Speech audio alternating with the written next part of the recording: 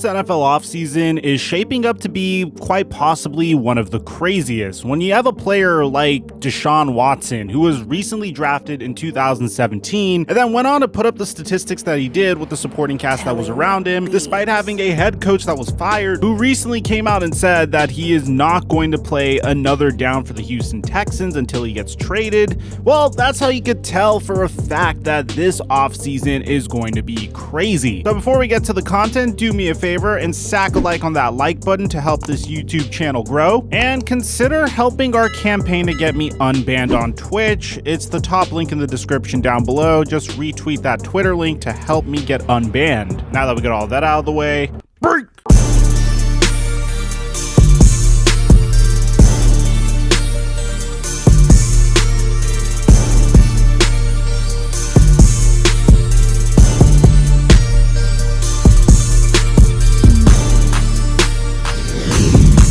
Mic check 1 2 1 2. No player has ever had a tougher and more difficult to watch falling from grace than Cam Newton, a player that was the NFL MVP just a mere 6 years ago. Cam was on his way to becoming the face of the NFL, throwing for an absurd 35 touchdowns to 10 interceptions with 3,800 yards passing, and that's before we get to what he was able to do with his leg. In that season alone, Cam Newton was able to gather 10 rushing TDs to go along with his 35 passing TDs. But unfortunately for Cam Newton, injuries just started to catch up with him. You remember those games in the mid part of his career when he was complaining about how hard he was getting hit because he was a 6'5" quarterback that had the ability to scramble? Well, ultimately those hits would end up catching up with him. A shoulder injury would keep him hampered in the 2019 season, and he would only play 2 games then. At that point, the writing was on the wall when the Carolina Panthers said this man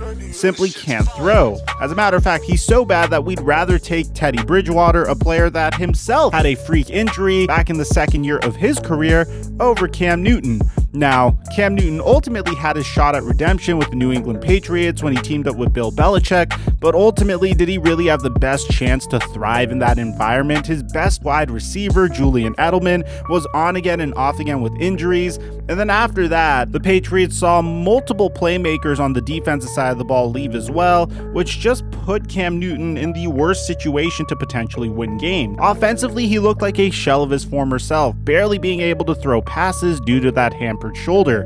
He had a 66% completion percentage, he threw 8 touchdowns and 10 interceptions, and only had 2,600 yards passing. At the end of it all, even though Cam Newton didn't necessarily have the best opportunity to succeed with Bill Belichick, the Patriots decided to part ways with Cam Newton. Ultimately, I expect Cam to reunite with the Washington football team's head coach, Ron Rivera. They both had tremendous success with each other in Carolina, and it looks like the Washington football team are starting to build a very special defense down there under Riverboat Ron. I mean, anyone would be an upgrade over Dwayne Haskins, am I right? Ironically, his draft classmate AJ Green might also be finding himself on a new team this year. I said the exact same thing this time last year about AJ Green potentially leaving the Cincinnati Bengals in free agency.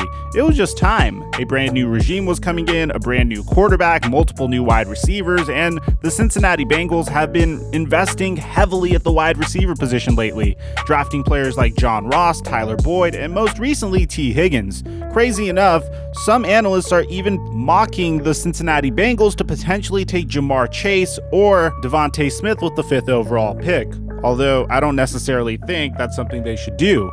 Now, with that being said, it makes perfect sense for AJ Green to leave the Cincinnati Bengals after playing on the franchise tag. He hasn't necessarily been the same player ever since returning from injury, and I don't really think that's his fault. AJ Green played in all 16 games this year in his first full season being healthy underneath the Zach Taylor regime, and ultimately he only gained 523 yards, caught 2 touchdowns, and that was about it. This was all done on 104 targets. For comparison, in in 2016, AJ Green was also targeted 100 times, only this time he was able to put up 964 yards and 4 touchdowns on the year. This was all done in 6 less games, mind you. A huge part of me believes the reason why AJ Green wasn't as involved is because he probably didn't have any motivation to do so. When you're a 32-year-old wide receiver on an expiring contract, if you're not being given the stability that you feel like you deserve, chances are you're not going to put yourself in harm's way. There were a lot of times where I saw AJ Green could have potentially made a reception, but he just opted not to really chase after the ball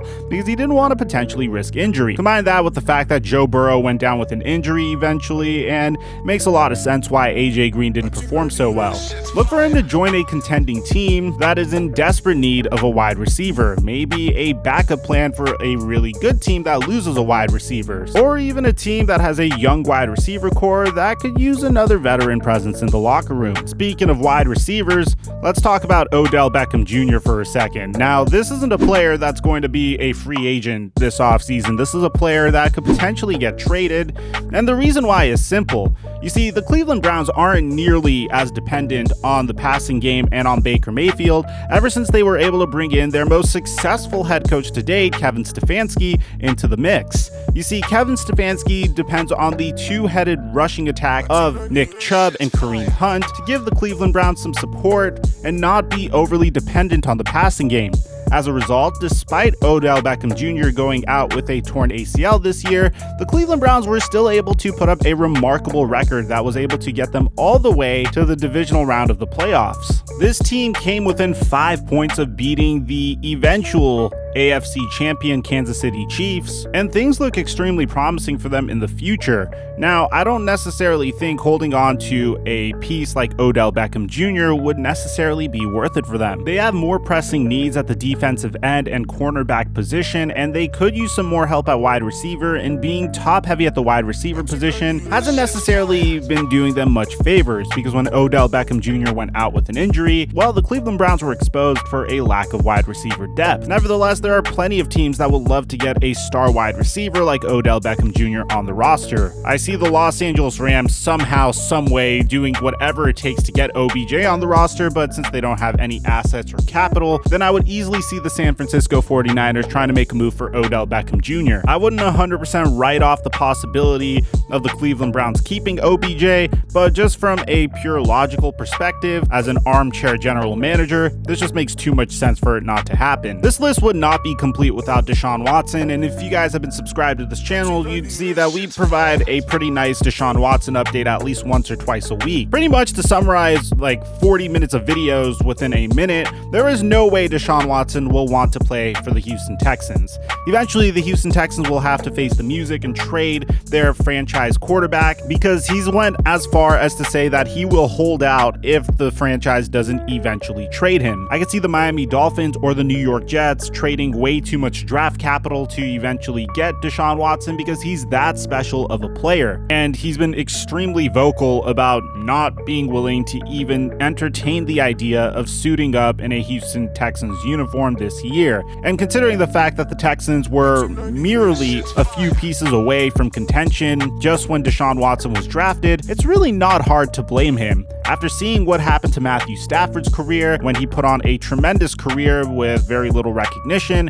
because the Detroit Lions failed to surround him with any successful pieces, it makes a lot of sense why Deshaun Watson is so wary of a dysfunctional organization. Speaking of dysfunctional organizations, a player that is supposed to be signing with a brand new team within any day now is JJ Watt. He's currently rumored to be interested in 3 to 5 teams. One of those teams is rumored to be the Buffalo Bills. Now, we could assume the other teams are the Green Bay Packers, Pittsburgh Steelers, Las Vegas Raiders, or even the Tampa Bay Buccaneers. But it all really depends on what JJ Watt wants at this stage of his career. Does he want to chase that elusive Super Bowl that has been haunting him for the entirety of his career? Or does he want another big payday? Does he want to team up with his brothers for one last hurrah just so he can have some camaraderie in the locker room? because that's where Pittsburgh is. It all really depends on what he is going to be prioritizing next. Although he is not nearly the incredible pass rusher that he was at the earlier stage of his career, he is still extremely productive and a remarkable voice to have in a locker room. Now, this wasn't a player that originally I was going to include on this list,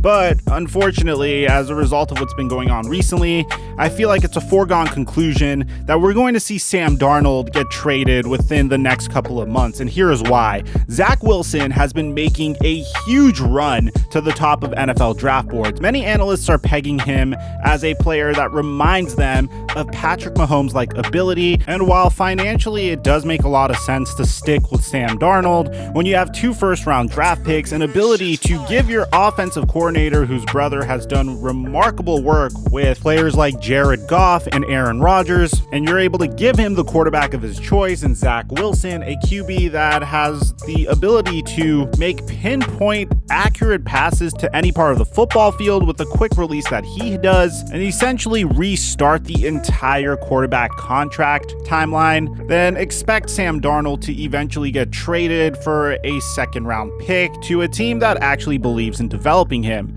I'm looking at you, New England. Ultimately, I don't necessarily think it's the smartest move because I was a proponent for keeping Sam Darnold for at least 1 more year, using that number 2 overall pick and potentially trading back with another team to hoard some more draft capital because the New York Jets could use as much draft capital as they possibly could. But we're not going to bet against human nature. If a head coaching staff wants to get their own quarterback, and history indicates that a brand new head coaching staff, whenever presented with an opportunity to get their quarterback of choice, they'll always end up taking the brand new quarterback over inheriting the existing quarterback that hasn't been so good in years past. Which brings me to my final player that I believe is going to be moving teams this offseason, and I'm completely open to doing a part 2 of this video if you guys enjoyed it, so let me know if there's anyone I missed, because we could go on and on and on for about 50 minutes if we wanted to, and that's Uncle Lenny Fournette. Now, we're going to show you some Jacksonville Jaguars highlights because he wasn't featured in the Tampa Bay Buccaneers